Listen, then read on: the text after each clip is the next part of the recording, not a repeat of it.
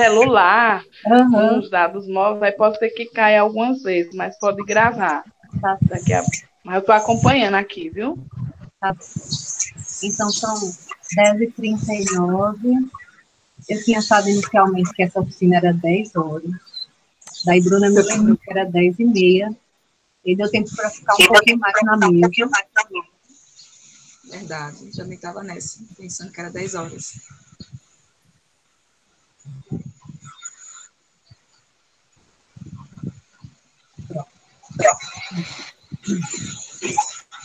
Então, nós vamos falar sobre pesquisa compreensiva, o caminho pela arte. É desafiador, porque é uma perspectiva, de certa forma, nova, e a gente vai tentar fazer uma troca e uma construção aqui, e esperamos que isso sirva para as nossas práticas de pesquisa também, né? Que essa oficina traga alguma contribuição nesse sentido. Está dando um eco, eu não sei se é o teu, Elida, que está dando um eco aqui na minha fala. Tem como fechar um pouquinho o teu microfone? O meu, é só do celular. Tá com o microfone pronto. Acho que pronto, melhorou. Então, pessoal, o que a gente entende como pesquisa compreensiva, né? A pesquisa compreensiva, ela está muito ligada ao campo relacional, né? A pesquisa com seres humanos e, consequentemente, com essa relação que a gente estabelece conosco mesmos e com o mundo. Então, eu queria começar falando uma frase que eu ouvi recentemente, porque em homenagem, né, a esse caminho pela arte, que a gente está ousando, né, conversar um pouco hoje aqui pela manhã. A vida é o trecho de uma poesia e diz assim: a vida, essa menina que me espanta a cada esperança. Então, eu acho que a abordagem de pesquisa compreensiva, ela tem muito a ver com essa fé na vida, sabe? Com esse acreditar nos outros mesmo, e que nós somos capazes de construir relações mais respeitosas e compreensivas, né? Então, a nossa mesa agora há pouco trouxe algumas observações que eu achei muito interessantes.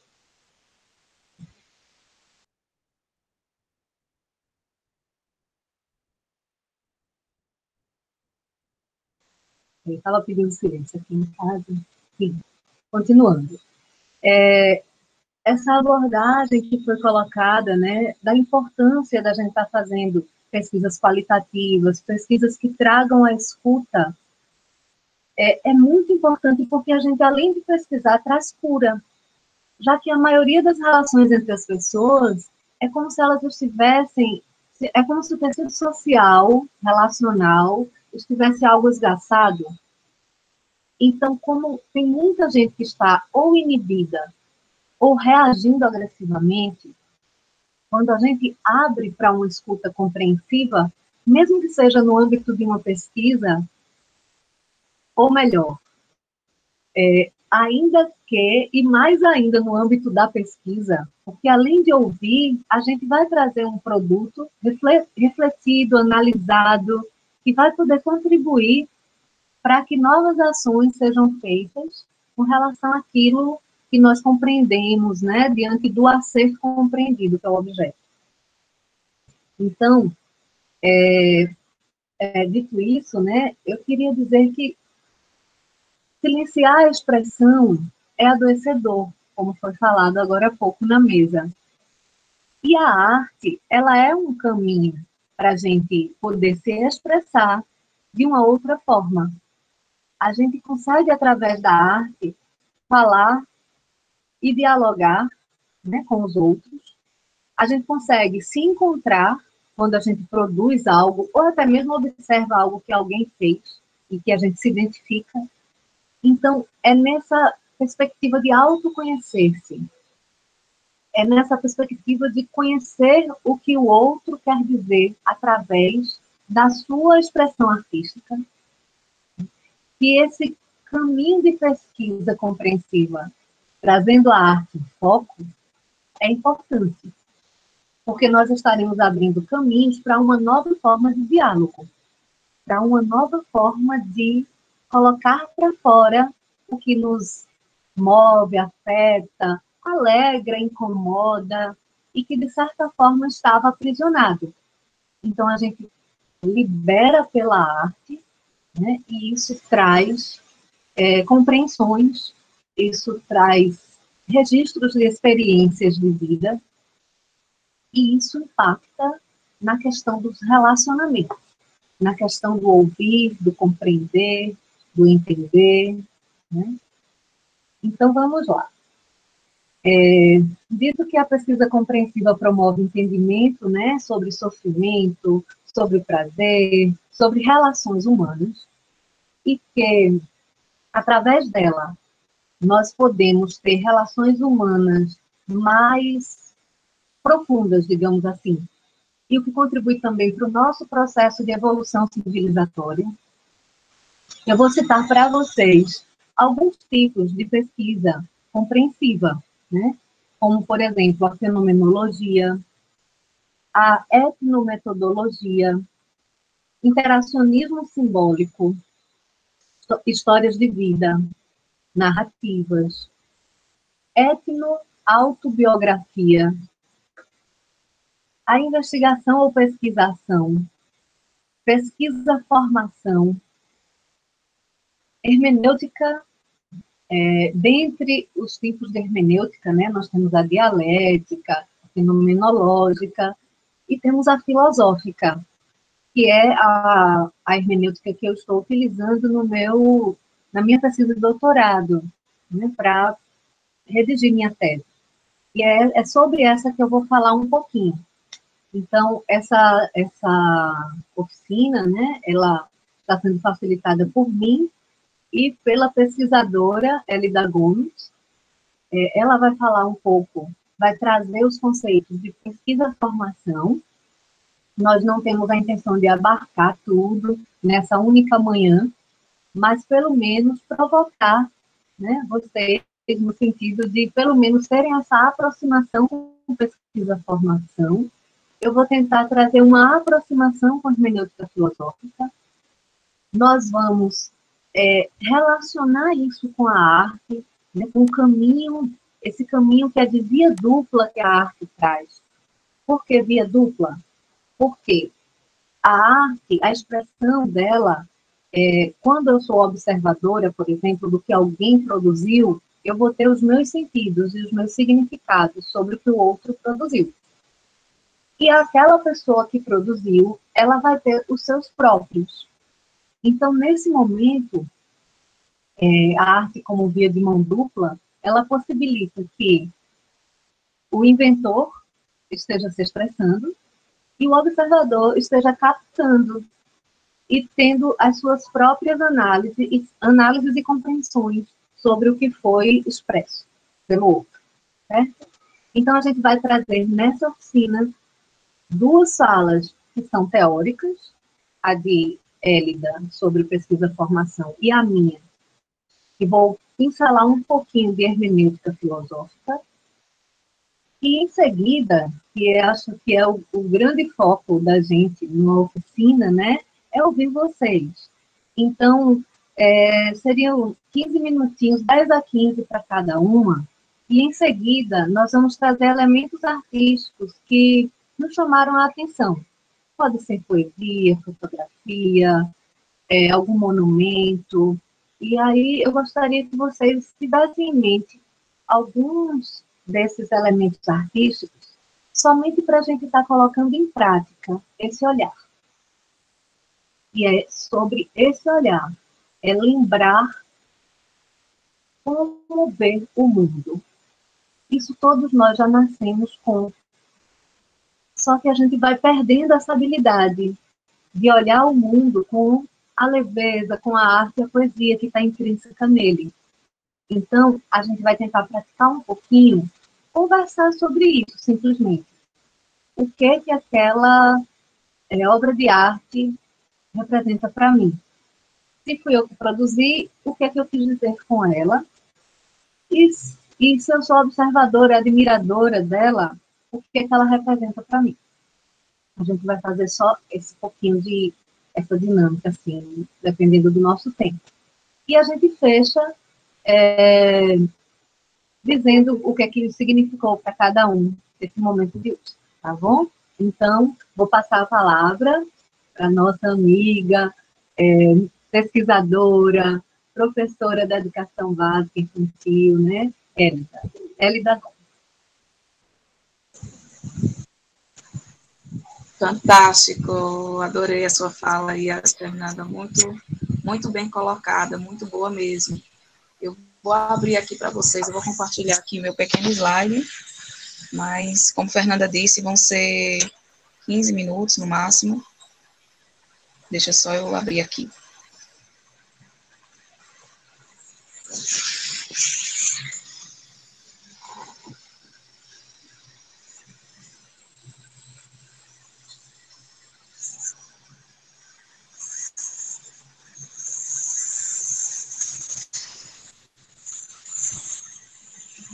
Bruna, por favor, faça um print depois da turma toda, me lembre, viu? De estar fazendo um print da tela para a gente registrar.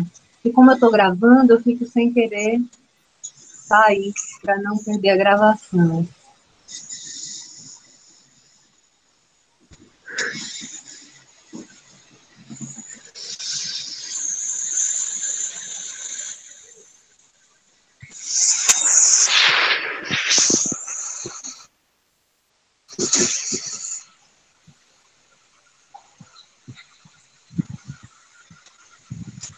Só ver aqui se abre.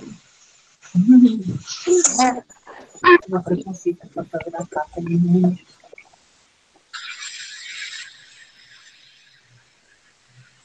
Pronto. Vocês estão conseguindo ver a tela? Ela está aqui embaixo, mas eu não sei se ela está pronto, melhorou. Tem como subir um pouquinho, Hélida? Você acha que consegue? Isso. Pronto. Tá. Pronto. Então, gente, bom dia a todos e a todas, né? Obrigada por ter vocês aqui conosco. E como a Fernanda bem colocou, a pesquisa compreensível ela abarca também a pesquisa-formação, né? E aí, de onde é que eu falo agora, né? A pesquisa-formação, ela abarca a área social, pode acontecer em várias áreas sociais, mas, para mim, agora, eu falo da educação. Eu sou professora da educação básica, trabalho nos anos finais, e aí também sou pesquisadora, né? Mestrado, sou mestranda. Então, falar um pouquinho da pesquisa-formação, não entrando profundamente em vários pontos dela, mas trazendo um pouquinho para vocês, né, para poder a gente fazer um elo de ligação aqui com o que vai ser falado hoje. Historicamente, né, historicamente, as pesquisas, elas reduzem os professores, né, geralmente acontece que reduzir os professores a amostras. E aí, portanto, torná-los um objeto de estudo. Nesse ponto, Bueno, 2000, né, ele traz o seguinte, que os pesquisadores da área educacional, eles têm sido desafiados a propor formas de investigação que possam estabelecer uma relação mais orgânica entre suas atividades, né, pesquisa e ensino. Aí a questão fundamental nesse processo era de incentivar a realização de intervenções no contexto escolar, que partissem dos próprios professores, com vista a transformar sua realidade e assegurar que essas mudanças se efetivassem e tivessem procedimento. Então, a pesquisa-formação, ela, por nova, né, 2004, ela é definida como sendo uma metodologia que contempla a possibilidade de mudança das práticas, bem como dos sujeitos em formação. Assim, a pessoa é, ao mesmo tempo, objeto e sujeito da formação.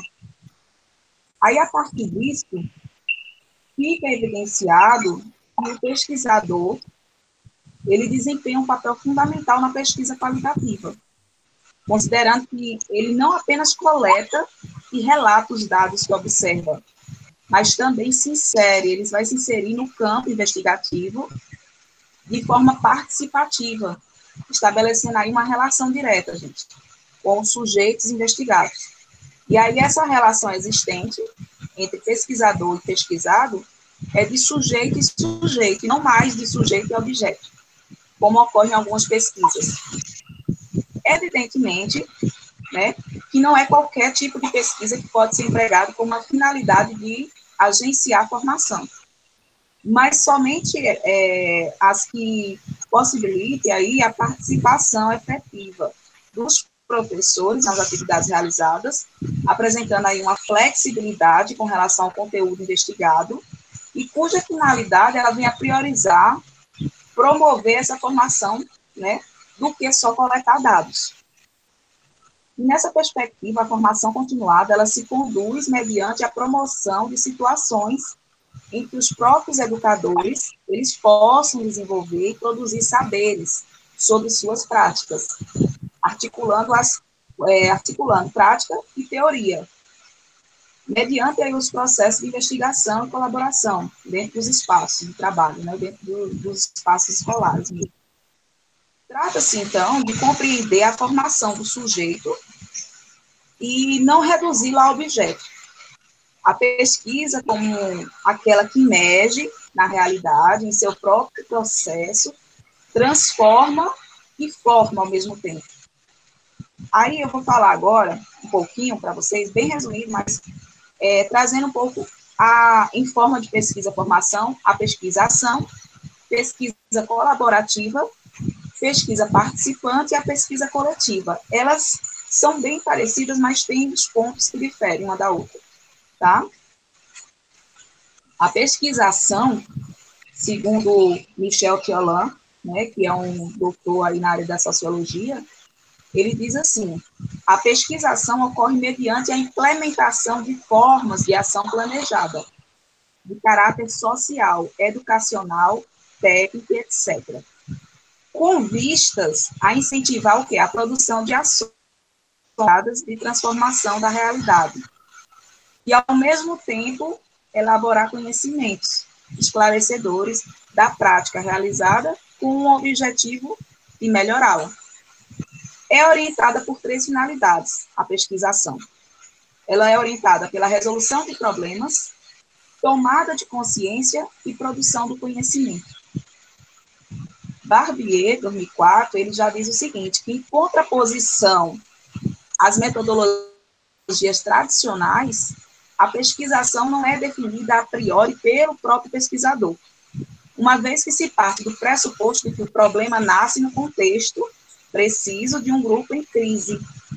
E aí, dessa forma, delimita-se o tema e o problema, e a partir dos interesses da necessidade dos sujeitos implicados na investigação, né, uma vez que o que se busca é mudança, né, mudança e transformação na situação investigada, então ele delimita os temas, o problema, mas tem que ver o interesse do grupo, né, que está sendo investigado. A pesquisa colaborativa, ela possui determinadas particularidades e distinções que a tornam singular. Uma delas é considerar o contexto investigado como a sua totalidade.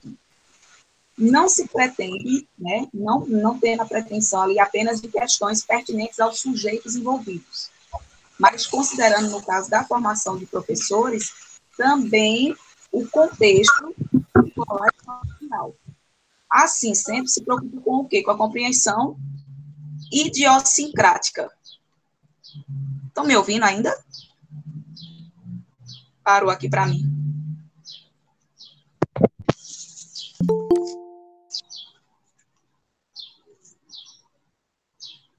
Está me ouvindo? Sim, estamos sim, Edgar. Ah, desculpa, porque parou aqui para mim, estava fazendo um... Eu pensei, será que congelou? Tá. Então, voltando, na pesquisa colaborativa, né, preocupa-se com a compreensão idiosincrática. O que é isso? Busca dos sujeitos e das situações investigadas, buscando o quê? As características do grupo, analisar as características desse grupo. E aí a importância de se contemplar os professores, a escola e o seu contexto nas investigações. E então, gente, também se fundamenta aí na compreensão de que a pesquisa ela não se restringe à intervenção e à formação, mas envolve aí, nesse caso da pesquisa colaborativa, processos de construção de saberes científicos, compreendendo o pesquisar como uma situação privilegiada de constituição, de conhecimento capaz de empreender a autoformação em seus participantes. Mizukami, 2000, né, ele cita que, a respeito dessa situação da pesquisa colaborativa, torna-se necessário o estabelecimento de uma ampla organização e estruturação para que o trabalho com o grupo de participantes venha favorecer os resultados esperados. E aí a construção da identidade do grupo é um dos seus pontos fundamentais, né? É essencial que também, desde o início da pesquisa, cada sujeito reconheça-se como parte integrante do grupo e responsável pelo que nele ocorrer. Então, os participantes, eles vão agir ativamente também, não como objeto nunca, sempre como sujeito. E a pesquisa participante, que já é outra, né? Ela surge como uma ciência crítica, que buscava o quê? Reerguer culturas e saberes populares que fossem questionadores de ordem social e dos modelos positivistas de produção de conhecimento. A finalidade era não se restringir apenas a solucionar problemas imediatos, práticos do cotidiano da comunidade. Era mobilizar, e sim é o quê? Na pesquisa participante, busca-se mobilizar os participantes politicamente, também produzir conhecimento mediante a vinculação da pesquisa com as ações sociais e políticas desenvolvidas pelo grupo e pelas organizações sociais. Então, demarcando efetivamente a divisão entre ciência dominante e ciência popular, e vinculando aí a participação da pesquisa em causas políticas, digamos assim. Para se firmar como processo investigativo dentro da pesquisa participativa, procura-se envolver seus participantes em projetos de transformação social. A pesquisa participante, ela vem o quê? Romper, né, ela já rompeu com a concepção positivista de sujeito e objeto, na relação pesquisador e pesquisado, e ela vem propor uma relação mais horizontal entre todos os participantes, inclusive os pesquisadores profissionais acadêmicos, de maneira que eles se tornam sujeitos também com voz ativa e direito à participação. E, por último, a pesquisa coletiva. Essa é do tipo de investigação que compartilha com a metodologia da pesquisa-ação. Por quê? Porque ela relaciona a transformação da realidade, também se dispõe a descobrir como os participantes eles processam a dinâmica da vivência grupal, porque, bem como a forma direta de desenvolver as ações, né, ele traz também ações transformadoras na situação problema que se detém a investigar, realizando processos geradores de transformações. Então, gente, há, portanto, aí dentro da pesquisa coletiva, uma valorização do saber dos seus componentes, de que são geralmente conhecidos, conhecimentos práticos da vida cotidiana, né? Eles são confrontados com os do conhecimento científico, fomentam aí a construção de novos conhecimentos, novas formas de pensar, eles vão analisar, vão refletir durante o processo situações e agir, e isso vai caracterizar a pesquisa coletiva como uma pesquisa-formação, pois nesse processo o professor ele se desenvolve profissionalmente, tomando sua prática de ensino para construções, para fazer as construções coletivamente. Então, em muitas pesquisas aí realizadas, os pesquisadores, eles se preocupam mais em dar solução aos problemas imediatos dos professores, né? Em vez de favorecer uma constituição coletiva, institucional, dotando aí de criticidade, de dar autonomia necessária para eles. Então, em vez de fazer isso, muitas vezes eles vão apenas coletar dados e, como eu falei no início, acaba trazendo os professores como uma forma de amostra. Vão apenas observar, coleta dados, observa e expõe os resultados. Então, para eles próprios possam, assim, na pesquisa-formação, busca-se que eles próprios possam buscar essa solução para os problemas enfrentados, né? É uma forma de autoformação, em que todos participam, tanto quem pesquisa como os pesquisados.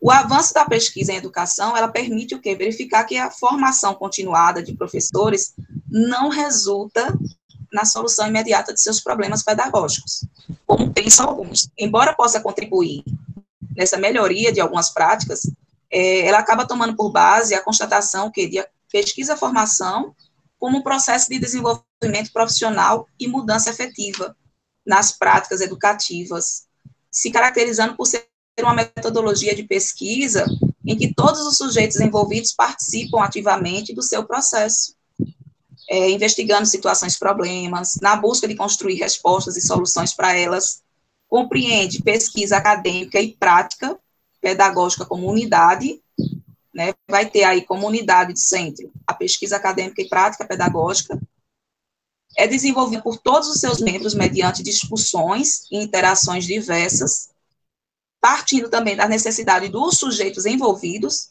dando dessa forma sentido ao processo que está sendo vivenciado, e aí vai ocorrer no contexto escolar. Toma a prática pedagógica como conteúdo do processo formativo e respeito também, dentro desse processo, ao respeito a diversas formas de saber existentes, né? Fundamentalmente, é um processo de formação política. Então, pessoal, Hannah Arendt, pensadora do século XX, mas que hoje ainda as reflexões, elas são muito importantes para os dias atuais, né? De forma geral, ela expõe assim, lá na Grécia Antiga, né, o teórico, ele era um que organizava o espetáculo, mas ele não participava, ele olhava de fora. Então, a Hannah, ela traz o seguinte, Hannah Arendt, ela traz o seguinte, a princípio, quem pesquisa é quem não está em sala de aula. Aquele teórico, o que observa, né, ele está de fora. Geralmente acontece muito isso nas pesquisas, né? Pessoas não estão em sala de aula, estão pesquisando, vão lá observar, coletam os dados, expõem os resultados. Mas na pesquisa-formação, quem olha, é quem está do lado de dentro. Certo?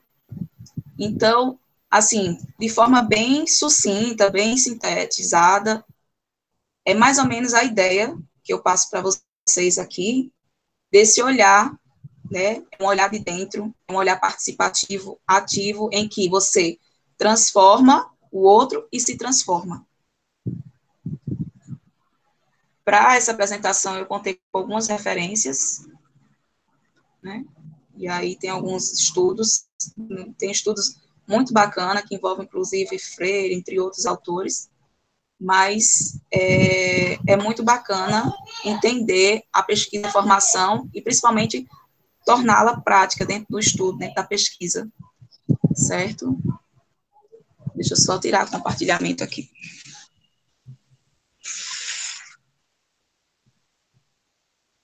Muito obrigada, Elida. Excelente, excelente mesmo a sua explanação, e dentro do tempo, assim, estimado também. Até isso, bem pontual. Então, valeu. Esse último slide, né, ele é muito significativo, porque você traz exatamente o olhar, essa questão do olhar de dentro. Isso. Está dando eco. Está dando eco. Tá, peraí, eu vou tentar sair aqui. Compartilhamento. Mas é isso, gente. É um olhar de dentro, sabe? Na pesquisa compreensiva, a gente vê que muitas abordagens, né, dessa modalidade de pesquisa, elas dão fala ao pesquisador. Esse é o grande ponto, assim, o diferencial das pesquisas, digamos assim, quantitativas, né? Que é o modelo hegemônico que a gente está mais habituado a ver. A pesquisa qualitativa na educação e na saúde, ela tem um peso muito grande.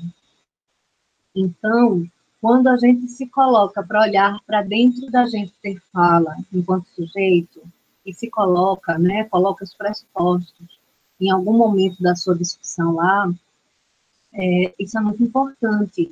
Você, como diz Kant, né, você ter coragem de se apropriar do seu próprio saber, do seu próprio conhecimento, da sua visão de mundo e contribuir com o seu ponto de vista. Isso de uma forma lógica, clara, né, avisada dentro da pesquisa, em um determinado tópico, você vai dizer esses pressupostos. Então, isso faz parte da pesquisa, da ética, né, e do rigor metodológico na pesquisa qualitativa, na pesquisa compreensiva. A gente, trabalhando com arte como método de pesquisa, nós estamos trazendo essa possibilidade de olhar para dentro, de olhar para fora, de olhar para o que o outro expressa. Então, eu vou falar um pouquinho para vocês sobre a pesquisa sobre hermenêutica filosófica. Vou compartilhar minha tela. Só um momento. Vou deixar a tela inteira, uma janela. Tela inteira, não é melhor? Vamos lá. Está dando para ver direitinho o slide? Se no caso é PDF, eu vou rolar, tá bom? Tudo bem? Alguém pode falar para mim que eu estou sem ver vocês? Tá joia? Desculpa, Tá bom. estava falando aqui o microfone desligado. Uhum. Para mim não abriu. Não abriu O não? slide Para Para Peraí. mim também não abriu ainda. Tá, deixa eu ir de novo, hein? Pronto, compartilhar, agora vai. Ainda bem que eu fiz esse feedback, senão eu ia ficar apresentando e vocês sem verem a tela. Apareceu? Agora foi? Vai abrindo. Abriu. Abriu? Pronto. Então, essa é uma apresentação que eu fiz, né, no nosso grupo de estudos, no Laboratório de Pesquisa, Formação, vou compartilhar parcialmente com vocês. Então, eu sou professora de pediatria, de comunicação em saúde, na Univasf, e sou doutoranda em saúde integral pelo INIP. Também sou membro do Laboratório de Estudos e Práticas em Pesquisa e Formação. Faço parte de um grupo de estudos filosóficos do INIP e faço parte também de um grupo que faz perguntas. Nosso objetivo é aprimorar a habilidade de perguntar. Então, já sintam-se convidados toda sexta-feira, 11h30, meio-dia, só meia hora. Alguém traz uma pergunta e a gente não responde. A gente faz perguntas em cima da questão que ela trouxe. Certo? Então, nós estamos no seminário Potências do Diálogo. Eu vou falar um pouquinho sobre a minha experiência. A minha pesquisa, o título dela é Experiência Formativa na Disciplina Comunicação em Saúde, onde eu procuro a percepção de estudantes da minha disciplina, Comunicação em Saúde, e dos profissionais de saúde, que também são meus ex-alunos, né, que passaram pela disciplina e já estão na prática profissional. Então, eu pesquiso o que significou para eles, como foi a experiência deles com relação tanto ao método de ensino que eu desenvolvi. Ele contém 10 passos, e esses 10 passos foram apresentados na primeira oficina aqui do evento. Dentre eles, tem reflexão, tem brincadeiras e tem conclusão com arte, com expressões artísticas. É uma vivência, é uma experiência que eu compreendo que, como não é comum, né, dentro dos processos de formação, principalmente universidade e curso médico, cursos das profissões da saúde, eu tive a curiosidade de tentar compreender como é que foi para eles essa experiência e quais as repercussões no ser deles, né, no ser em si e no ser com, que é a convivência, o ser com os outros, esse ambiente relacional que tanto a educação e a saúde trazem. O objetivo dessa apresentação é a gente refletir sobre o referencial teórico em Gadamer. Eu vou compartilhar com vocês alguns saberes desse livrinho chamado 10 lições sobre Gadamer, para a gente poder ter uma introdução. Não sou muito ambiciosa, não. Quero lançar para vocês um pouco da hermenêutica filosófica trazida por Gadamer, para que ela possa servir de alicerce para futuros trabalhos que vocês pensem em desenvolver. Então, a primeira lição é quem é Gadamer, né? Um filósofo alemão. Ele nasceu em 1900 e faleceu em 2012. Ele teve uma experiência assim, ao longo desse último século e pegando o século atual. É uma pessoa que viu regimes políticos levantarem, caírem, guerras mundiais acontecerem, e lá na Alemanha, né, onde ele morava, de onde ele era natural, ele viu paradigmas científicos emergirem e caírem também. Então, é alguém que realmente vale a pena a gente ouvir, pelo menos, a percepção de mundo que ele tem, que ele traz. Né? Ele teve poliomielite, então puxava um pouco da perna, andava com a bengala. O pai dele era químico, era das ciências naturais, ele chegou a ser reitor na universidade da cidade onde eles viviam. E como químico, ele sonhava que o filho seguisse a mesma carreira, né, que fosse pelas ciências naturais. Mas a experiência formativa de Gadamer foi marcada por obras artísticas, então ele acabou migrando para essa área das ciências humanas, da história, da psicologia, da filosofia, e contrariando um pouco as expectativas que o pai tinha.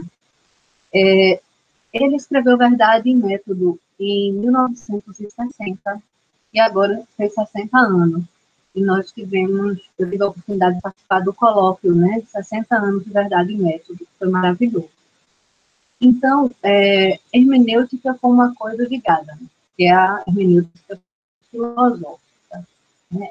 Aos poucos, a arte da compreensão foi migrando dos textos bíblicos, onde a hermenêutica praticamente iniciou, foi na interpretação de textos bíblicos, ela foi migrando para a compreensão dos jurídicos. E dos jurídicos, com a fenomenologia de Heidegger, ela migrou para a compreensão do ser, que é a hermenêutica fenomenológica. A partir de Heidegger, Gadamer foi discípulo dele, então ele se apropriou de conceitos heideggerianos e avançou no sentido de uma hermenêutica que tenta compreender tudo que é cabido no horizonte humano. Trouxe uma foto aqui que mostra esse horizonte, né, lá em Petrolina, no Rio São Francisco. Então, a terceira lição desse livrinho, 10 lições, ele traz a método como compreensão, acontecimento. Então, o ponto de partida crítico da filosofia de Gadamer é o método. O método que viabiliza saberes científicos não é uma condição necessária para ele, né, para validar o conhecimento, nem compreender a verdade.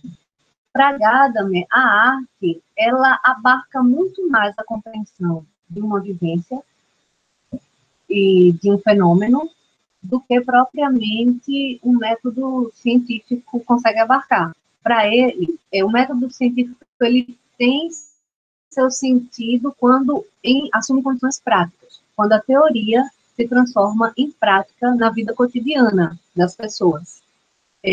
Sendo que a arte ela consegue penetrar, né, através da música, através das imagens, essa sensação da experiência de existir no mundo, ela consegue ser mais ampla, digamos assim, do que o método científico. Então, para Manuel de Barros, ele diz que a importância de uma coisa não se mede com fita métrica, nem com balanças, nem barão. Que a importância de uma coisa há de ser medida pelo encantamento que a coisa produz em nós. Então, é mais ou menos essa questão que a pesquisa compreensiva, ela não vai usar métricas, né? Mas ela vai tentar observar os sentidos. E para a gente compreender sentidos, a arte é um meio muito importante. Então, a quarta lição é sobre o jogo da arte, o jogo da compreensão. O jogo da compreensão, para Gadamer, né, a arte é uma forma de saber, fora dos parâmetros racionais da ciência, e que a compreensão se dá, de modo diverso, da racionalidade reflexiva. O jogo da compreensão. Essa foto aqui é de uma floreira da minha janela, onde eu tentei captar a sombra das flores, e não a flor propriamente.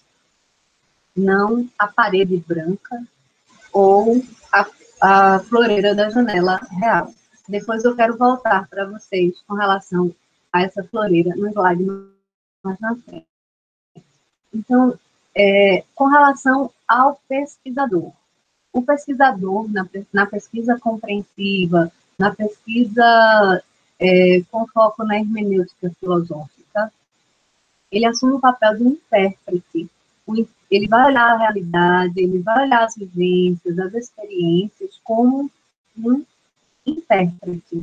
E as qualidades de um ator, de um poeta, de um pintor, de uma bailarina, de um intérprete, de um jogador, elas se definem ao jogar, ao dançar, ao pintar, nunca apartadas delas. Então, é você na prática, na vivência da interpretação e da compreensão da experiência, que as características e dons do pesquisador tem dois elementos importantes nesse jogo da compreensão, da hermenêutica filosófica, que é o espaço de jogo. No espaço de jogo tem o estado de fato e os sentidos. Com relação ao estado de fato, né, eu comparo os fatos a papéis em branco. Então, para tentar, digamos assim, facilitar a compreensão da questão dos fatos e dos sentidos, eu trouxe essa metáfora com o papel. Um papel em branco, ele é um fato. Eu posso descrever um fato e não colocar sentido nele, símbolos, que são os valores. A partir do momento que eu pego um papel e coloco para fingir com números, por exemplo, 50, 100 reais, corto nesse formato, ele ganha valores, que são os sentidos, significados, as significâncias da vida, que a gente vai tentar também compreender dentro dos fatos, valores e consequências que uma experiência pode trazer. Então, o jogo da compreensão é como, para Gadamer, um vai e vem. Ele tem esse movimento, eu coloquei aqui o serrote, por conta do efeito serrote também, de vai e vem, como uma dinâmica constitutiva da compreensão. Em determinado momento, eu me aproximo do objeto a ser compreendido, eu me afasto um pouco. No diálogo também, eu me aproximo do horizonte do outro, de percepções, eu me afasto um pouco. E a cada vez que eu me aproximo do outro, ou do meu objeto a ser compreendido, eu amplio o meu horizonte de percepções no contato com o dele. E isso faz com que eu tenha, digamos assim, mais compreensões, eu aprofunde a minha compreensão e suba degraus, como nesses dentes do serrote, desse movimento de vai e vem, eu vou subindo degraus e tendo níveis mais aprofundados de compreensão. Então, numa primeira pesquisa, numa primeira visada, olhada para um objeto, a gente vai ter noção do que ele é, vai compreender. Mas a partir do momento em que eu me aproximo novamente, isso pode ser em outro momento, em outra pesquisa, né, eu vou acabar tendo uma percepção e uma compreensão ainda mais aprofundada. Isso acontece com textos, por exemplo, com um livro. Seria um outro exemplo. Quando eu leio um livro pela primeira vez, eu tenho um entendimento. E a segunda vez outro, e a terceira vez outro. Então, esse é o jogo do vai e vem, né? Quando eu estou dialogando com textos. Imagine com pessoas, com vivências, com relações humanas, né? A quinta lição fala de preconceito, autoridade e tradição. eu gosto muito desse exemplo, que eu também acabei tentando ver uma forma de explicar o que são esses preconceitos ou conceitos prévios para Gadamer, que não tem a ver com juízo de valor, mas tem a ver com minhas concepções prévias. Então, alguém poderia ler esse texto? Abrir o microfone, por favor, e dar uma lidinha nesse texto para a gente? Porque se eu ler não tem graça, tem que ser um de vocês. Alguém quer ler? Eu posso ler. Eu vou ler. Sem dúvida, capaz de ler e entender esse texto com letras trocadas. Muito bem.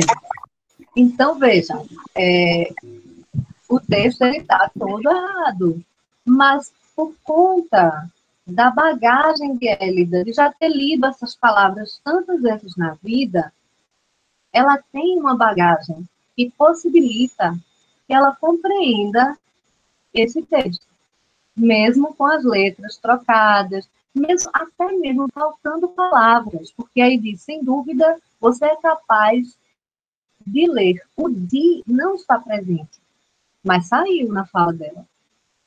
Então, é essa valorização que a hermenêutica filosófica dá para as nossas compreensões prévias, né, que é o grande diferencial das pesquisas compreensivas, porque eu não tenho que me neutralizar.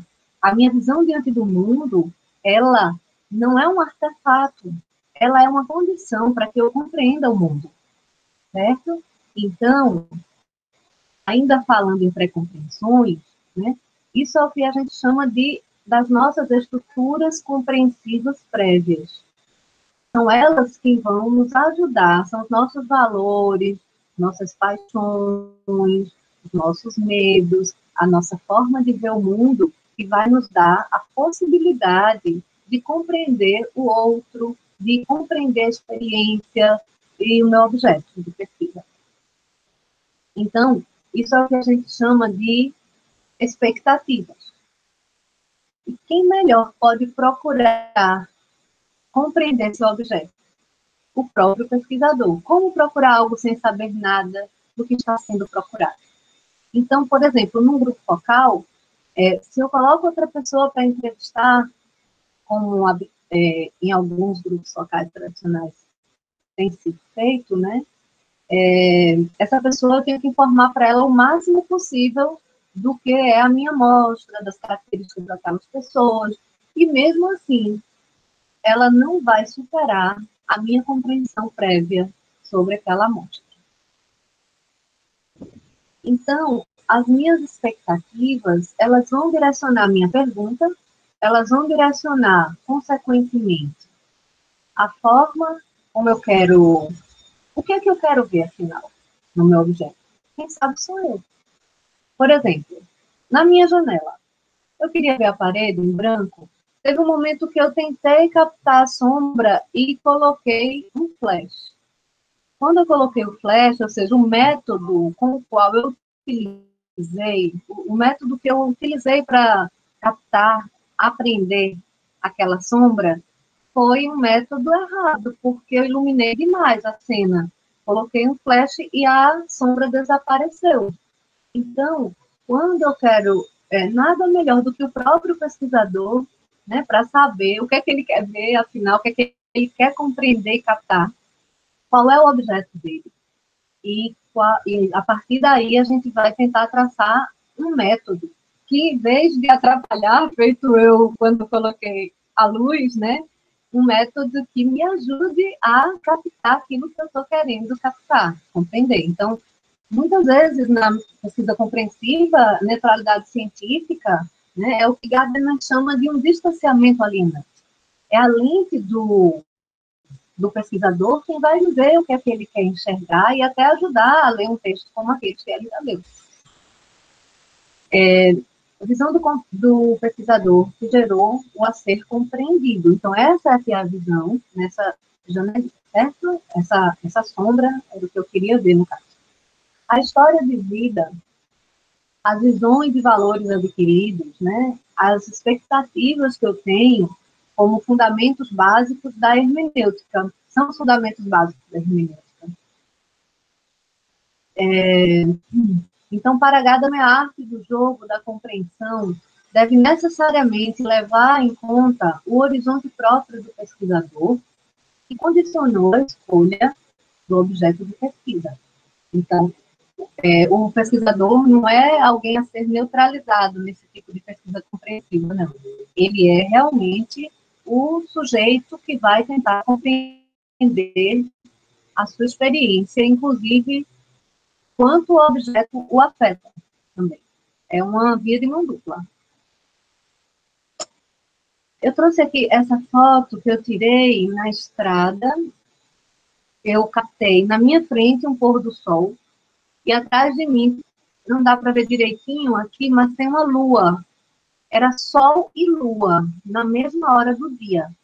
Essa foi a intenção com que eu tirei essa foto. Era registrar esse momento em que o sol estava se pondo, mas que a lua também estava no céu atrás de mim. Para a nossa reflexão agora, eu trouxe essa foto na intenção de falar um pouco sobre interpretação e compreensão. Então, quando eu interpreto algo, né, eu utilizo minhas estruturas compreensivas prévias. Vejam que aqui para trás do retrovisor eu vejo um horizonte, que são, digamos assim, é o meu passado, é aquilo que me constitui, é aquilo que eu já vivenciei, a minha bagagem prévia. E lá para frente tem o que eu quero compreender, é esse outro horizonte que está à minha frente. Então, a compreensão, ela vai para além da interpretação dos fatos, sabe? Quando eu interpreto algo, eu estou usando aqui das minhas estruturas compreensivas prévias, mas para além da interpretação, quando eu quero compreender, existe um movimento na direção do horizonte do outro que eu faço, né? Que são as minhas experiências prévias e movimento na direção desse horizonte do outro. Existe uma boa vontade para compreender o outro. Né? Se eu sou, por exemplo, alguém que aplica a lei, vou falar da parte jurídica, eu olho para aquela letra da lei e aplico duramente, do jeito que está escrito, sem olhar a história do outro, as circunstâncias, os valores, a cena que o envolveu. Se eu faço isso, se eu olho só a letra da lei, eu estou só interpretando. E para compreender, exige algo mais, que é essa ida na direção do horizonte, né, que a gente faz através do diálogo, por exemplo, e da escuta. Então, para Edgar Morin, educar para compreender matemática é diferente de educar para a compreensão humana. E a gente percebe como é necessário educar para a compreensão humana, não só em pesquisa, né, mas em todos os aspectos da nossa vida. Com relação à tradição, esse é um outro conceito importante na hermenêutica filosófica. A filosofia do esclarecimento pretendia fazer da racionalidade um critério para o conhecimento. E aí, Gadamer, em um dos seus discursos, ele cita Kant, que diz: tenha coragem de te servir do teu próprio entendimento. Então, quem vai dizer que um senhor, desse aqui como o da foto, não tenha bagagens, saberes de vida, né? E tradições mesmo, de saberes populares? Não tem como a gente negar que ele tem muito conhecimento e que qualquer um daqui pode aprender muito com ele. E aí, isso também impacta no conceito de autoridade. Para Gadamer, autoridade se expressa no bom senso do líder, no exemplo do pai de família, na decisão experiente do médico, no notório saber do professor. Então, isso é autoridade, que é diferente de autoritarismo. Quando a gente vai fazer análises de pesquisas usando a hermenêutica filosófica, esse conceito do que é autoridade, do que é tradição e a repercussão da história é muito importante. Para Gadamer, a compreensão repercute em novas compreensões, como aquele efeito Serrote que eu mostrei para vocês, do vai e vem. Não há compreensão no terreno da neutralidade, da prerrogativa de pureza. Então, Gadamer não deseja criar polêmica com os articulistas da vertente da neutralidade e da pureza do objeto a ser compreendido. Ele não quer criar polêmica. Para ele, algo como esclarecer a verdade seria mais da humilde consideração das limitações da consciência em compreender a infinidade de repercussões possíveis da compreensão na história. E esse outro conceito de circularidade, funcionalidade e dialogicidade são bem centrais em Gadamer também, é a sétima lição. Né? Tem um artigo que fala um pouquinho dessa questão do círculo hermenêutico, e não é esse não, eu estou confundindo, esse aqui eu vou passar. Eu gostei dessa ideia, dessa imagem, trouxe também com o intuito de fazer refletir sobre a visão. Então, tem esse símbolo no chão. Esse aqui diz que é 9, e esse aqui diz que é 6. Os dois estão corretos. A perspectiva desse faz com que ele veja um 6, ele está falando a verdade. Né? Então, quando a gente funde o horizonte da gente com o outro, esse que está vendo 6, esse que está vendo 9, eles têm que ir com uma certeza de que o outro também pode ter razão. Esse é um dos pressupostos da hermenêutica filosófica. Com relação à fusão de horizontes, tem esse artigo aqui, que eu estava me referindo anteriormente, e ele faz uma interseção entre a hermenêutica filosófica de Gadamer, a hermenêutica da facticidade ou fenomenológica de Heidegger e a educação libertadora. Eu acho um artigo importante. Não vou me aprofundar nele também, não. Então, assim, para Gadamer, né, ele tem critérios para chamar um diálogo de genuíno, e é esse diálogo genuíno que a gente busca numa pesquisa compreensiva. Ele diz que a linguagem, e isso aí é um conceito que Heidegger também traz, né, é onde o ser se projeta no mundo, né, é a ontologia do ser, é a linguagem, é onde a gente consegue interagir, digamos assim. Nós temos pensamentos, sentimentos, e tentamos expressar isso. Então, essa ontologia do ser na arte, na linguagem, né, na expressão pela arte, ela é muito forte e pode contribuir bastante com as nossas pesquisas. A experiência do compreender se dá no diálogo, nesse perguntar e responder, que também é um jogo e que vai se dar enquanto a gente faz. Então, filosofia prática e hermenêutica é a 9ª lição. Eu trouxe aqui para vocês essa figura, é um cilindro. Nessa parede, uma projeção dele. A gente vê nessa outra parede, outro tipo de projeção do mesmo cilindro. E aí, aqui é a verdade, é o cilindro em si. Mas isso aqui que está sendo projetado também é verdadeiro, que é essa parte circular dele. E esse outro quadrado que está sendo projetado também é verdadeiro. Então, a luz, ela bate e projeta como um quadrado.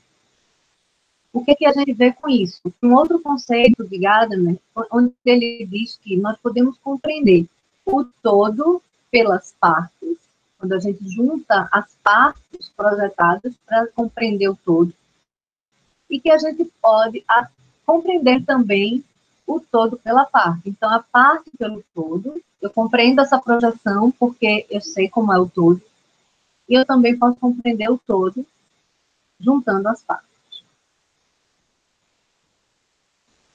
Então, na filosofia prática, né, nós percebemos que decidimos o tempo inteiro. Essas decisões são baseadas em interpretações, em compreensões, que devem estar valorizando as circunstâncias, né, e a razão, além dos sentimentos e sentidos. Então, Gadamer também sofre críticas, né, compreensão e crítica. Ser compreensivo, para ele, não significa não ser crítico. Né? A crítica, ela está na pergunta de pesquisa. Quando eu tenho dúvidas sobre algo, eu já estou criticando algo.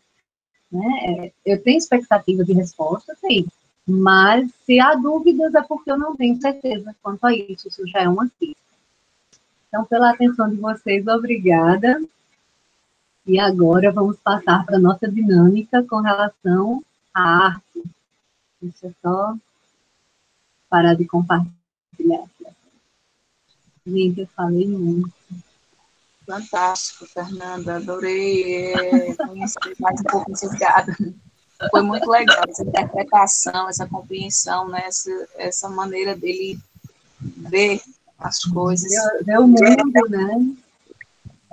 É, muito bom. E maravilhada, viu? Gente, então, assim, dentro dessa perspectiva que nós trouxemos, né, que a Elida também colocou sobre pesquisa formação, um pouquinho do que eu pincelei sobre hermenêutica filosófica. Eu gostaria agora que a gente trabalhasse um pouquinho a arte como um método da gente estar expressando tanto o que a gente compreende sobre, quanto o que a gente quis que outras pessoas compreendessem, se isso foi parte da minha própria produção. Alguém gostaria de iniciar? Eu sei que a Elida trouxe material, eu não estou com a figura que eu quero falar, mas aí é outro desafio. Eu vou descrever a minha imagem e dizer o que é que ela representou, né? Então, a imagem ela fala mais do que as palavras, mas dentro da pesquisa, a gente também tem que ter a habilidade de descrição das coisas, né? É o nosso outro formato de expressão, é a linguagem escrita, ou falada, contada, narrada. E aí, como eu não trouxe a minha imagem, mas eu quero falar dela, não queria outra, não encontrei minha imagem, deve ter se perdido em outro celular. Eu vou descrever a minha imagem, uma escultura, e vou dizer o que é que ela representou para mim. Elida, eu sei que trouxe uma foto, e eu queria saber se mais alguém trouxe alguma coisa que a gente já pudesse, tipo assim, ter uma noção, né, de quantos vão falar, essas coisas. Então, mais alguém trouxe ou gostaria de, como eu vou fazer, né, descrever uma imagem? Eu trouxe, não sei se eu vou conseguir compartilhar. Ótimo, Marisa, que coisa boa. Se Eu, você quer não dizer, montei conseguir, agora, né? Montei no intervalinho aquele que tu deu, correndo. Que eu pedi, né? Digo, olha, enquanto a gente não começa, vejam aí alguma coisa. Ótimo, Marisa, muito obrigada. Eu tinha visto que Fernanda tinha aberto o microfone. Foi, Fernanda, assim, eu não trouxe imagem, mas no final eu quero fazer umas perguntas, mas só no final mesmo. Eu quero deixar. Não, então, tá bom, tá joia. Vamos tocando, né? Tá Isso, tocando até para eu entender mais, que eu quero comentar algumas coisas e fazer algumas perguntas. Tá joia. Não, olha, anote. Não, a gente não termina essa oficina sem você perguntar. Mais alguém? Enquanto a gente for falando, se vocês estiverem procurando alguma coisa também, de acordo, né? A gente vai dando exemplo, como essa dinâmica. O objetivo é trabalhar nossa capacidade tanto de interpretar quanto de trazer algo próprio também e dizer para as pessoas o que é que queria dizer, né, com aquela forma de expressão artística. Então, vamos começar, vou revezar a fala, passar para a Elida agora, depois para a Marisa, e aí eu falo também. É o tempo que mais alguém vai percebendo se pode contribuir, tá bom? Vai lá, Elida, pode falar.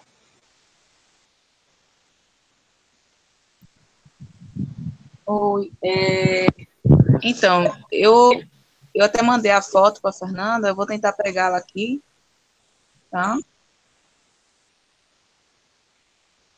Deixa eu ver se eu consigo compartilhar.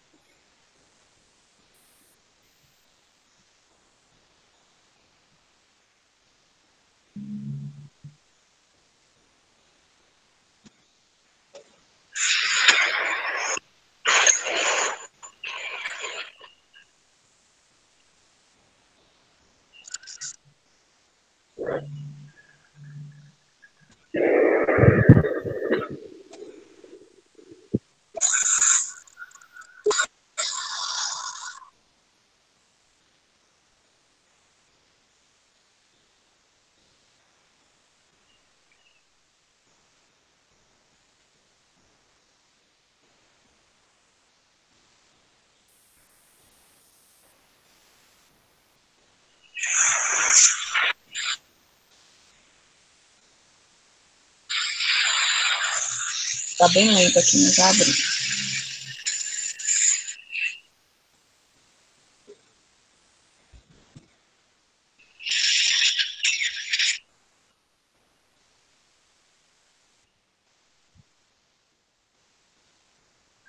Se alguém quiser ir falando, mas eu vou abrir aqui. Tá abrindo, dá tempo. Uhum. Falando, agora eu vou abrir. Eu acho que você abrir é mais rápido do que eu, se for tentar tirar também a projeção.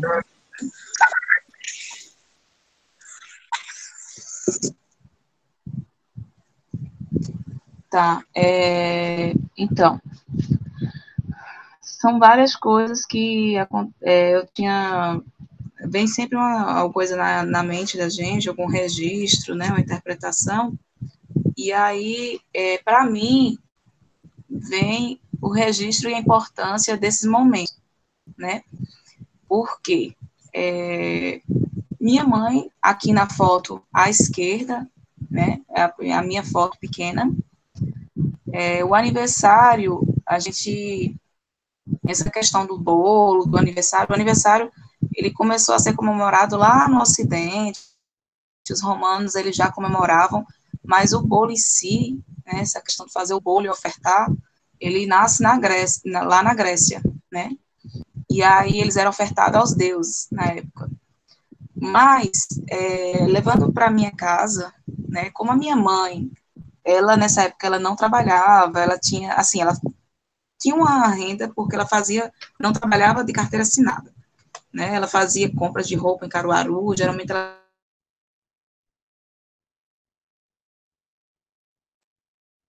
estante que aparece na foto por trás, é a mesma que está aqui no meu quarto, que é uma estante que foi feita assim que eu nasci, e hoje eu conservo ela aqui com os livros, mas, assim, era tão simples lá em casa, era bem humilde, né, tudo, e minha mãe, ela não deixava passar, sempre tinha esse guaranazinho, sempre tinha esse bolo com as flores, e fazia, né, para chegar nesse dia e trazer, era só a gente, eu, ela e meu irmão, e aí meu pai trabalhava e tudo, às vezes estava viajando, então, assim, para mim tem uma simbologia mesmo, assim, de cuidado, de atenção, né, e eu cresci com essa cultura, que a gente não tenha festa grande, não tinha festa, mas para mim nunca me fez falta, eu nunca olhei para uma festa e disse, nossa, como eu queria ter uma festa, porque aos meus olhos, eu tinha a minha festa, ela sempre fazia questão, era os balãozinhos, era o chapéuzinho, e aí era bem simples, era só a gente, mas o jeito dela, né, inclusive ela botava o bolo virado em cima da forma, mas, assim, era muito gostoso, né, e isso foi criando uma cultura tão grande em mim que eu faço isso, né, com minhas sobrinhas, a gente está sempre fazendo, simples ou festivo maior, mas aqui já é eu ofertando para ela, né, eu sempre faço dela também, então a gente tem essa cultura, e aí esse cuidado, essa atenção, esse momento que você tem uma ligação forte, desde os 6 anos com o bolo, aqui eu tinha 5, mas é muito interessante como ele traz alegria, para mim é momento de alegria, seja qualquer bolo, fiz um bolo aqui hoje à tarde, é um momento de alegria, vamos partilhar, então é toda essa representação mesmo, essa cultura, né, e esse cuidado, é um momento de felicidade, é um momento de cuidado, felicidade, de alegria, então é essa interpretação. E aí, como é uma cultura que a gente criou dentro, né, da família, de fato, não necessariamente uma festa grande, mas é uma festa para mim. E aí, isso ficou até hoje, nos meus dias, assim, tudo é interessante porque é a forma que você implanta na cabeça da criança, né? Não precisa ser algo grande. A criança, ela não tem aquela necessidade de 1 ano, eu pelo menos assim, eu falo por mim, né? De ter um festão para chegar lá na frente, olhar para aquelas fotos, enfim, ela vivenciou, quem vivenciou ali, eu acho que a família, os amigos, né, festejaram, mas no meu caso eu festejei do mesmo jeito, e era sempre assim, às vezes chamava os meninos vizinhos da rua ali, vem, menino, vamos cantar os parabéns, mas é isso, é sempre um motivo de muita alegria. Que ótimo, obrigada, Elida, por sua contribuição.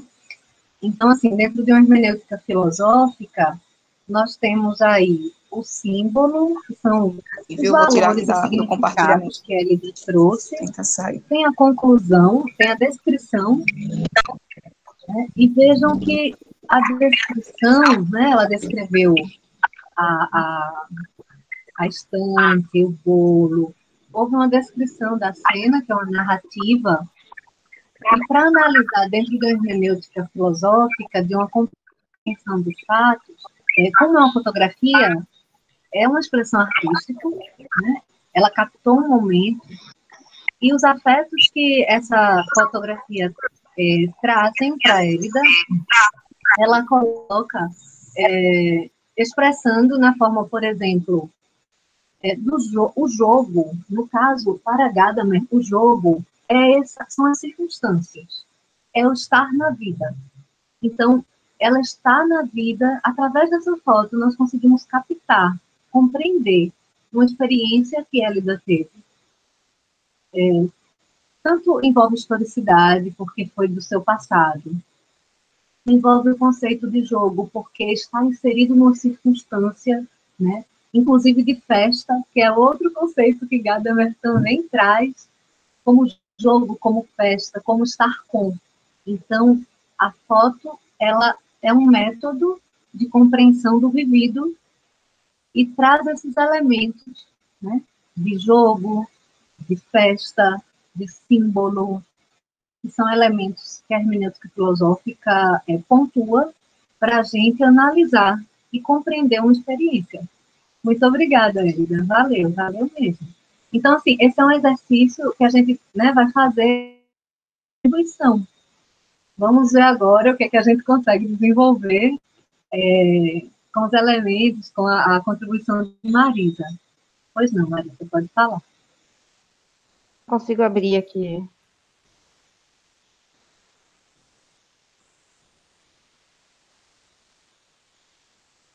Mas essa coisa de estar, do ser em si e do ser com, não aparece. É muito interessante. Somente esses dois conceitos, o ser em si, né, como Elida se colocou, como ela se sentiu, isso tem muito de pesquisa compreensiva, compreensão de si e do outro. Então, ela trouxe o ser em si e trouxe o ser com, que foi essa interação com as crianças da rua, com a família, com a sua própria casa. Está aparecendo para você? Muito interessante. Tá sim. Que imagem linda é essa, Marisa? Então tá. Na verdade, eu não trouxe uma foto, eu trouxe algumas fotos, mas é rapidinho, tá? Ótimo, fica à vontade. Contribuições são muito bem-vindas. Coincidência ou não, também foi uma roseira. É uma roseira que eu tenho aqui na minha casa, que o meu pai me incentivou a plantar, né? Sempre desde pequena. E então eu plantei essa roseira. E aí mostra, então, uma rosa que nasce amarela, que é um botão, né, que nasce amarelo. Aqui tem as outras. E aí ela vai, a beleza é que ela vai se transformando. Ela de amarela, ela vai indo para a cor esbranquiçada. Aqui eu trouxe uma imagem do macro, de tentar chegar perto, né, de conhecer, de aproximar, né, de ver, de ampliar, né, a questão de poder enxergar melhor ela. Aqui uma outra imagem, onde ela já está com as pétalas, e aqui onde ela está branca, e já está, vamos dizer, uma ideia também do estar longe, né, do se afastar para ver o coletivo e as diferenças também. E também a questão, então, da ideia de nascer, né, de crescer, do tempo de transformação e do morrer, né. Dessa troca de cor, assim, me chamou muita atenção, isso me trazia uma surpresa a cada dia que eu via esse botão se transformando, então, né. Eu coloquei esse botão perto da entrada da minha casa, e também tem a questão dos cachorros passando e acabaram derrubando até, apressando, então, a queda dessas pétalas. Mas a surpresa de hoje que eu trago para vocês que foi hoje mesmo, sério. Eu abri, eu saí de casa e a surpresa que eu tive é que nasceu um botão vermelho. E me surpreendeu muito, até que eu compartilhei no grupo da família, assim, porque eu sempre compartilho essas flores, porque eu gosto muito delas. E dessa vez, assim, foi a questão dela de ter vindo um botão vermelho. E da questão Bruna, de, faz um assim, print, por favor, dessa tela para a gente guardar aí de lembrança, né? Eu já falei Deus, as amarelas e aham. agora essa vermelha. Sim, Marisa, E desculpa cortar pensando a tua assim, fala. do Deus maravilhoso, né, que nos traz uma surpresa a cada dia. E eu trago isso e penso na questão, então, do sentido da vida, né, de pensar isso em todo o sentido da vida que a gente tem, né, da nossa transformação, com os conhecimentos, né, e trago também para o sentido da pesquisa também, né, do quanto tem a ver também, né, dessa questão da gente aproximar, até com coisas que tu acabou trazendo, né, da questão do aproximar, do afastar, do conhecer, né, então, e de tudo de todo o resto, né, do quanto tu adubar o solo, da questão do conhecimento, do incentivo, a questão, então traz muitas coisas, assim, e é isso que eu tinha para trazer para vocês.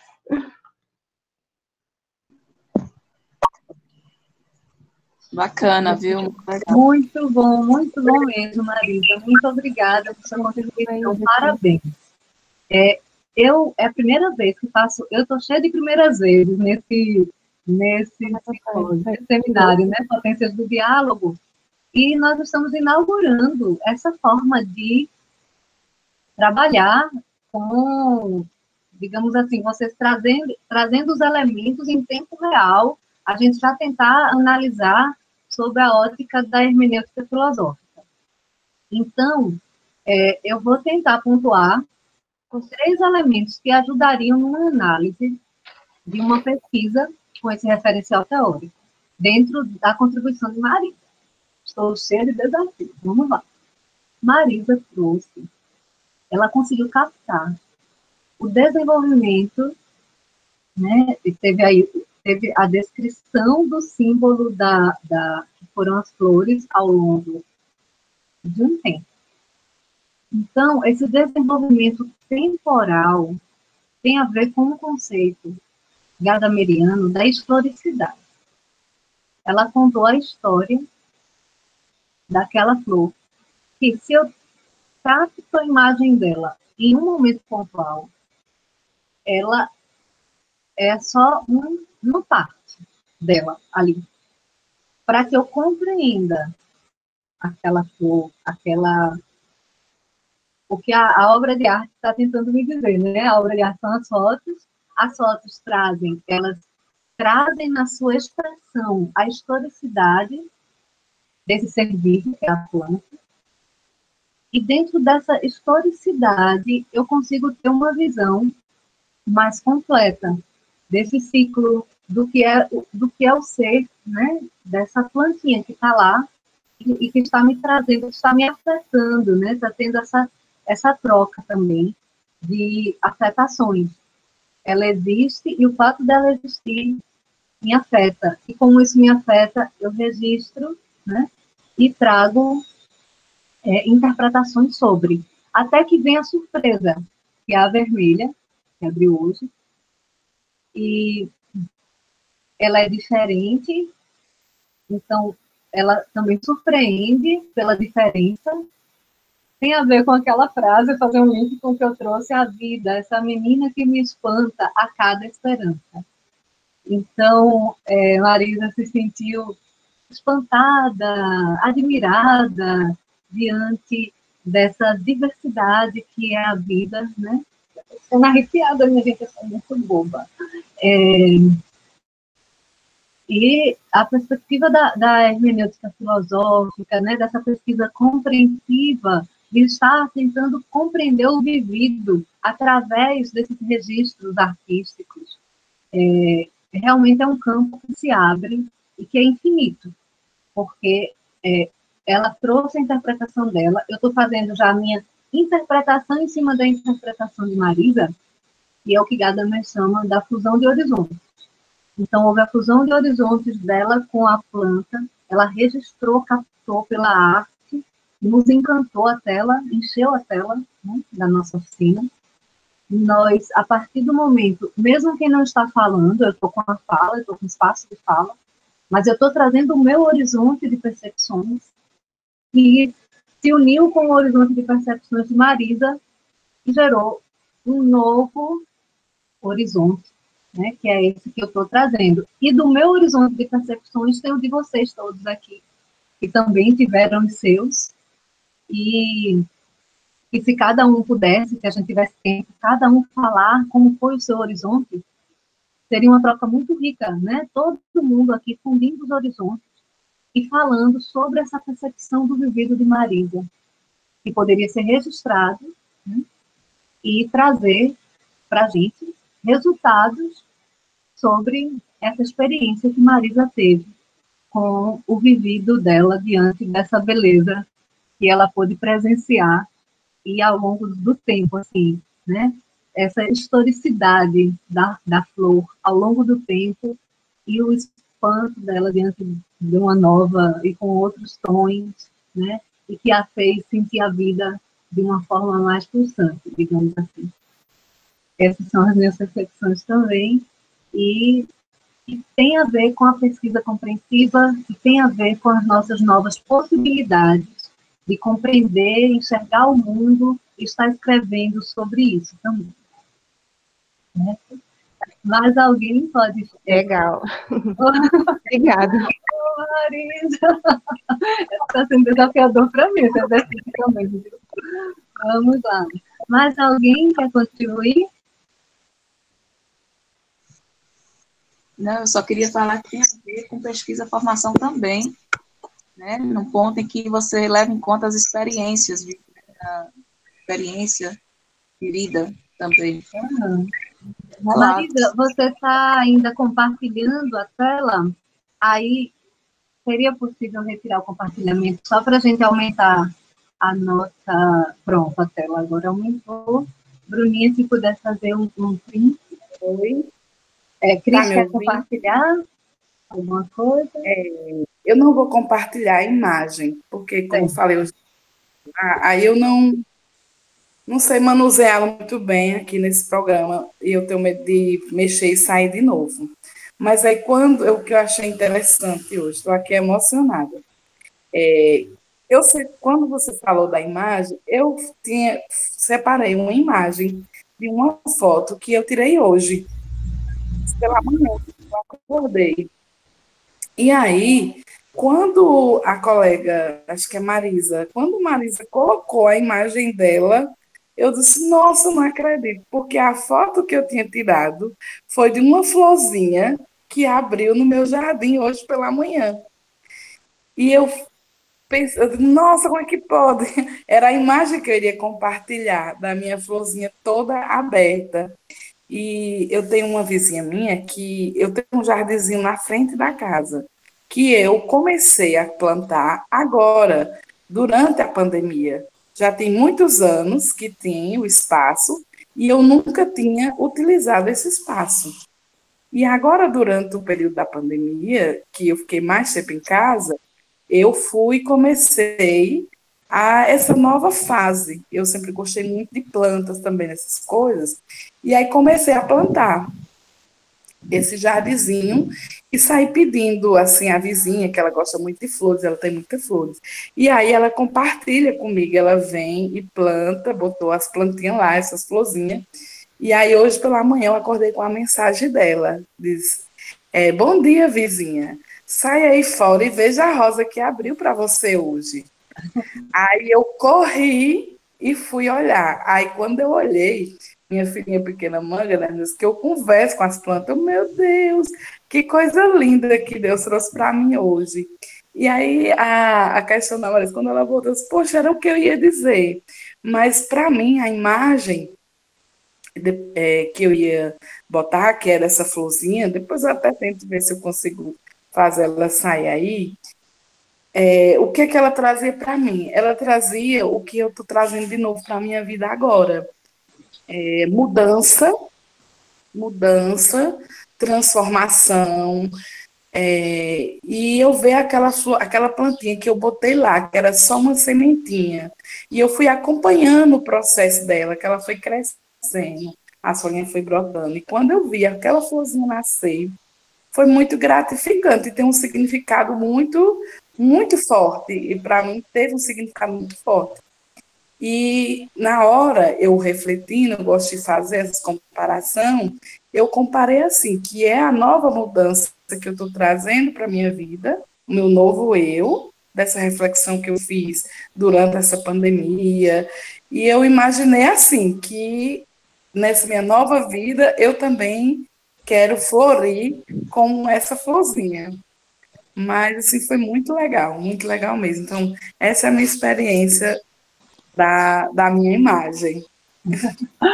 Oh, que coisa boa, Cris. Que maravilha você trouxe para a gente também. Emocionante seu relato, né?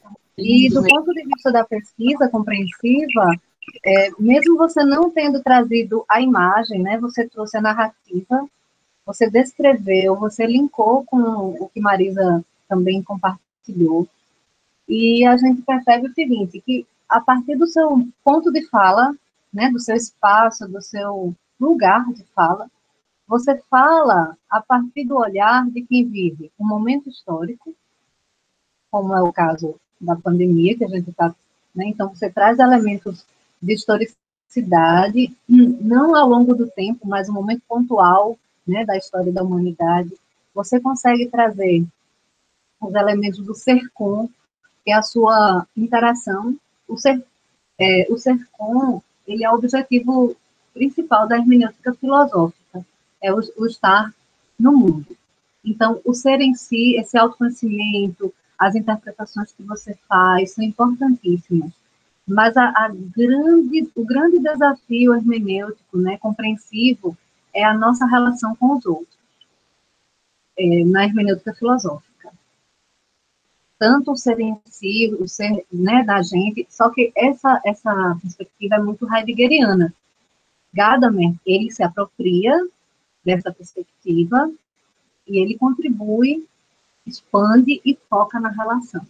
Então, você traz aí elementos que fazem parte, né, do jogo de estar no mundo, dessa interação que você tem com a sua vizinha, com as plantas, com o próprio mundo, que é esse ser vivo, né, que é a própria planta também, o conversar com elas. Então, você traz símbolos, você traz o jogo da convivência, né, e você traz as reflexões, que a partir dessa visualização da foto que você não apresentou, mas da sua narrativa, né, se a gente considera a narrativa como obra de arte, então você consegue a experiência, você descreve pela narrativa, e nós conseguimos fundir o horizonte da gente, cada um imaginando, né, como é esse pedacinho de terra que você começou a utilizar e plantar, na mente de cada um aqui vai ter, dentro das suas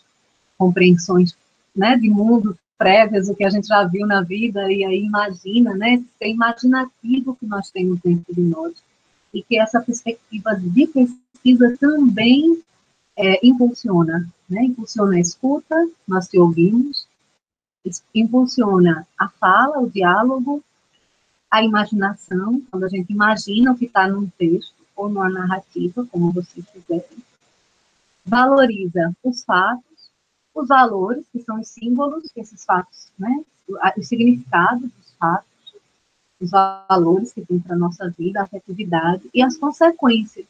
A partir dessas imagens, dessas narrativas, do que a gente conseguiu captar da experiência, nós conseguimos elaborar também, como você mesma fez, né? Eu acho que isso tem um significado para a minha vida, no sentido que é uma nova fase que está chegando. Então, nós conseguimos lançar repercussões, né, para a nossa vida futura. Então, passado, presente e futuro estão presentes, são elementos bem presentes na pesquisa compreensiva. Mais alguém gostaria de contribuir? Já são 12h09. Eu acho que a gente ainda pode falar mais uns 10 minutinhos, né, para fechar. Começamos às 10h30, 11h30, 12h30, mais uns 10 a 15 minutos. A gente fecha em 10 e se despede em 5, tá bom? Alguém mais gostaria de falar? Eu vou compartilhar, enquanto alguém pensa ainda, eu vou compartilhar a minha imagem. Também vai ser narrada, né? Eu vou descrever uma escultura que me afetou. Então, através dessa escultura, eu tive uma experiência, né, de expressão artística e de vivência no mundo e de compreensões, né, que a arte pode trazer. Uma escultura, uma imagem, uma música, elas têm ali uma expressão de vida e falam muito mais do que palavras.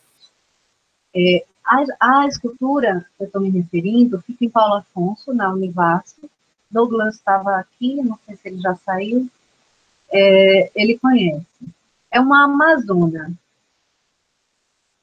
Essa amazona, ela está num cavalo e eles têm um tônus no corpo, porque é o momento que antecede uma queda. Então, ela está com a mão para cima no rosto, para se defender, e segurando no pelo, na crina, eu acho que é o nome, né? O pelo do cavalo, para tentar erguê-lo. Então, ela faz 2 movimentos. Ela tenta levantar o cavalo e ela tenta se proteger, caso ela não consiga dar queda. A primeira vez que eu vi essa imagem, ela me impactou muito. Eu achei que era uma brincadeira entre os dois. Eles estão brincando. Foi a minha primeira impressão. Em outro momento, não lembro se do mesmo dia ou no dia seguinte, eu olhei para a imagem e vi como se fosse uma queda. Ele fazendo um movimento de freio para expulsá-la de cima dele, expulsar a amazona de cima do cavalo. E a sensação que eu tive ao ver era como se fosse algo de uma briga e uma repulsa, né? Eu não quero mais aqui comigo e jogar ela, né, no chão. Ela com a mesma postura, com a mão no rosto para se defender e a outra segurando, tentando equilibrar também o cavalo para não cair também. Uma terceira vez que eu olhei para essa escultura, eu vi que a pata do cavalo estava dobrada. A minha percepção mudou. Eu vi que ele tinha fraquejado, que ele tinha se acidentado, ele tinha virado a pata. As patas não estavam todas no chão, ele tinha uma pata virada, que era a pata para onde ele pendia e fez o corpo dele, a frente do corpo baixar, e dava a impressão que ela ia ser atirada de cima dele, mas não por uma repulsa, e sim por um acidente que ele tinha sofrido, e aí, por conta disso, os dois estavam prestes a cair. E ela também, com a mãozinha no rosto, né? A imagem era a mesma. As minhas interpretações eram que foram se alterando, foram mudando de acordo com as minhas estruturas compreensivas prévias, de acordo com o que eu fui captando de sinais, as minhas aproximações, eu ir e vir, né? Olhar para a escultura um dia, observar, olhar para a escultura outro dia e já perceber detalhes que eu não tinha visto antes e que me fizeram enxergar a cena, né, interpretada de uma outra forma. Então, esse nosso trabalho em pesquisa também, quando a gente, né, se coloca e tem curiosidade de entender experiências e vivências, né, na relação uns com os outros, né, a gente tem que estar pronto para esse ir e vir, que também se dá pelo diálogo. Eu fiz o diálogo com a escultura. Eu dialogava a partir do momento em que eu olhava, admirava, interpretava. Depois, né, meu horizonte de compreensões se aproximava de novo daquilo que o artista tinha produzido e tentava expressar, e dessa forma a minha percepção ia se alterando, mas vejam que eu precisei me aproximar algumas vezes, não foi na primeira olhada. Então, é muito importante esse jogo do ir e vir. Né? No diálogo, em Gadamer, ele traz essa estrutura de perguntar e responder, que eu vou querer ouvir já já as perguntas do Fernando, da minha xará. Esse jogo de perguntar e responder, né? Esse diálogo, e você não sabe onde vai parar depois que um diálogo começa, né? Ele perde o controle, porque vai depender muito desse meu falar, ouvir, ter tato, olhar novamente, ouvir, perguntar e tentar entender o horizonte do outro, né? Que é o que ele chama de fusão de horizontes. E que numa pesquisa compreensiva, distante, porque eu vou estar fundindo o meu horizonte nesse movimento intencional, né, nesse movimento de boa vontade, de estar indo, juntando o meu horizonte com o horizonte do que eu quero compreender, para a partir daí surgir um novo horizonte. E a partir desse meu novo horizonte que se transforma, eu vou estar influenciando outros, e até sendo afetada e transformada novamente pelo mesmo horizonte quando eu me aproximo novamente dele. Pronto, gente, era isso que eu queria trazer para vocês. Essa estrutura lá de Paulo Afonso, ela me afetou bastante e a cada olhada ela me dizia coisas diferentes. Então, eu acho que para a gente que faz pesquisa compreensiva e ter arte como caminho, é um caminho bem desafiador esse de estar reinventando e recompreendendo e reformulando nossos horizontes, sabe? É isso. Pronto, Nanda, quer falar alguma coisa? Elida abriu a câmera, quer falar alguma coisa também? Fechei porque estava travando para mim, mas aí eu abri, mas assim, eu tô maravilhada com a nossa, assim, com a participação de todo mundo. Eu me emocionei muito com a fala de Cristiane também, né? Falou da dor. E assim, maravilhada com tudo. Pronto, para falar. Eu não vou abrir a câmera que eu tô toda bagunçada, que eu tô sozinha com os meus aqui em casa. Essa que a gente vai lembrar. Fique à vontade. Bom. Pronto. Eu, para quem não me conhece, né, eu sou Fernanda Martins Lisboa. Eu fui convidada por professora Fernanda para entrar no quadro de professora voluntária da Univasf. O interessante é que muitos anos eu pensava na parte acadêmica, mas por motivos pessoais acabei me afastando e veio esse convite, né? E aí, por eu estar afastada muito da área acadêmica, eu não estava tão atualizada com esses métodos, estudos. E aí, o que acontece? Por coincidência, essa semana eu li um estudo sobre meditação em crianças para promover a amizade delas dentro do âmbito escolar. E era um estudo de uma portuguesa. E nesse estudo, ela acabou, creio que, fazendo essa pesquisa de compreensão. Que ela fez todo o estudo e ela começou a colocar a parte das crianças desenharem para mostrar o que elas passavam nessa meditação. Ela escolheu 3 crianças que não eram bem vistas na escola e enfatizou. E eu, no meio do estudo, ficava me perguntando exatamente isso. Como é que ela, no meio do estudo, fez com as outras? Aí depois ela explicou no estudo que não deixou nenhuma de fora, mas que enfatizou mais nessas. E aí vem aquela parte da compreensão, né? Que quando você vai com metodologias mais clássicas, você quer o P, você quer. E ela foi passando mais essa parte da compreensão. E no final, o que eu achei mais interessante foi como ela colocou as perguntas. Que se tivesse feito em outra época, com certeza ela teria aprofundado mais e feito outras perguntas. Que depois que ela teve algum problema, teve filho no meio do caminho, e com isso mudou mais a visão dela. tudo isso acabou no final do estudo. O que eu achei interessante foi isso, Fernanda, que é isso. Depois eu compreendi mais agora que vocês falaram, e eu compreendi mais que esses estudos hoje em dia são até muito válidos, que eles servem mais para elaborar perguntas para a sociedade do que só provar quadros científicos. É mais para a sociedade começar a ver outras visões, ver outras coisas, e eu achei interessante, porque foi exatamente na mesma semana que eu li esse estudo português, você me veio com essa temática junto. E aí, mas aí deu para compreender mais ainda essa parte que é mais para abrir realmente a visão da parte da pesquisa do que propriamente fechar uma pesquisa. É mais para... Exatamente, Fernanda. Você, assim, captou, né, uma das perspectivas da pesquisa compreensiva é essa mesma, a abertura de consciências. Né? É mais abrir consciências.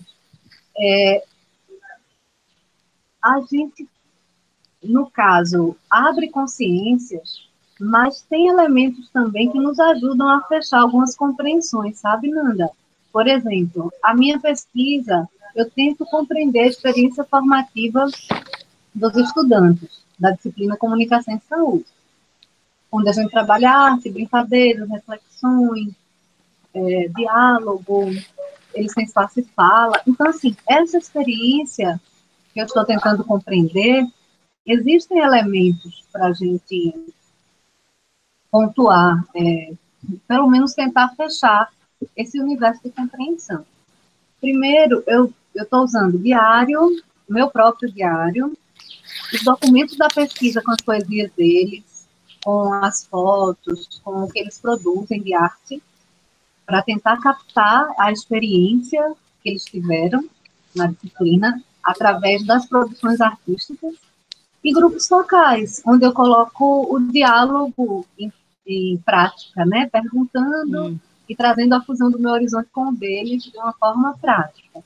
Então, esses três, digamos assim, essas duas formas, né, instrumentos e pontos dos meus dados, eles me permitem fazer como aquela janelinha que eu mostrei no começo, a minha floreira. Se eu ilumino, se eu faço um método, eu posso estar encobrindo o que eu quero compreender. Se eu quero compreender a experiência e trago, por exemplo, questionários para perguntar para eles, com perguntas de marcar X, eu vou estar limitando a compreensão dessa experiência deles. Melhor eu perguntar abertamente, como foi para você? Então, eu já vou conseguir captar melhor, digamos, aquela sombra que estava a sombra da floreira na parede, porque se eu não tiver cuidado com o método, eu vou acabar tirando a sombra que eu quero ver, que é o que eu quero perceber detalhes, e vou olhar só a parede em branco. E aí o meu objeto de pesquisa não é ver a textura da parede, os post-its que eu coloquei nela, não. O que eu quero ver é a sombra de uma floreira que se projeta. Por exemplo, eu trouxe só como um exemplo, para a gente ver quando a gente trabalha a experiência e quer compreender algo que é humano, algo que é das relações humanas, e como foi dito na mesa anterior a essa oficina, as relações humanas hoje elas estão precisando de cuidado. E quando a gente desenvolve pesquisas para compreender a relação entre pessoas, de certa forma, a gente só com a pesquisa já está predispondo cura para as relações, para as formas de diálogo. Está trazendo escuta, está trazendo compreensão para a relação entre pessoas. Então, no caso da arte como método, para a gente estar entendendo a relação entre pessoas, é algo muito potente. Né? Marisa-se a relação dela, né, com as flores e com os significados para a vida. Cris trouxe, ela mandou até a fotinha, está aqui no meu WhatsApp, uma florzinha linda, a relação dela com a vizinha, com o meio ambiente, com aquele chão que ela cultivou na pandemia, com o momento histórico. Então, são coisas que um questionário de marcar X, ele não vai me trazer ou contar né? Uma pesquisa quantitativa dificilmente vai me proporcionar essa visão, essa compreensão, essa vivência de mundo, né? É isso. E todas as vezes que a gente fala disso e olha de novo, como aquela escultura que eu via e cada vez que via, tinha novos elementos que me traziam novas compreensões. Mas é isso, fenomenologia, hermenêutica, é o que surgiu. E nós somos só, digamos assim, como instrumentos para compreender o que nos passa e o que passa nessas vivências entre pessoas. É isso, gente.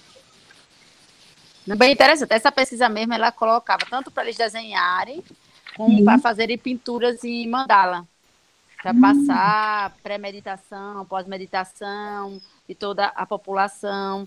E assim, ela descreveu todo como era o ambiente, tudo como você disse. A gente tinha que entrar no ambiente que ela estava, naquele ambiente todo, né?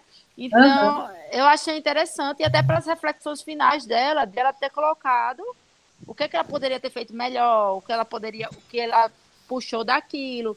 Então, eu achei interessante, eu acho muito interessante esse tipo de pesquisa, de compreensão. E aí você me fez aprofundar um pouquinho mais agora nessa aula do cara pesquisa de compreensão. Vou até atrás.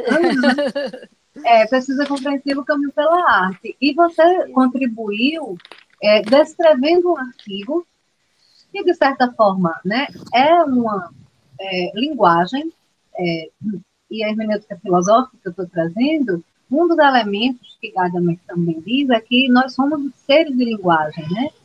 Ele é o filósofo do diálogo, e essa questão da linguagem é muito central para Gadamer. Então, a linguagem científica, abordando um tema do teu interesse, Fernanda, ela é arte, é uma expressão, né? Essa forma de expressão que você trouxe e que te fez, digamos assim, uma primeira aproximação, compreender de uma forma. E aí vem o jogo do vai e vem. Agora você teve contato com a oficina, que já trouxe para você uma nova perspectiva e mais aproximada do que foi esse artigo que te chamou a atenção, que você leu e já trouxe para você um novo horizonte de compreensões, né? Então, muito obrigada também por ter compartilhado. Espero que quando você for fazer seu mestrado, se você estiver ainda entusiasmada, né, e quiser fazer no âmbito das relações, né, do espaço de relações entre pessoas, eu acho que você vai contribuir bastante, bastante mesmo. Gente, vamos começar a fechar devagarinho, são 12h27. Eu gostaria, se fosse possível, quem puder, abrir a câmera para a gente fazer um print, fazer uma foto, né? E se despedindo. Foi maravilhoso compartilhar com vocês esse período, né? Essas 2 horas. Agradecer a Marisa que esteve conosco em todas as oficinas desse seminário, desse seminário Potências do Diálogo. Obrigada. E foi coincidência que me inscrevi nos 3, assim, né? Coincidência ou não sei se foi só coincidência. Eu vejo um espacinho aqui, que eu tô toda descabelada em casa. Tá linda, Fernanda.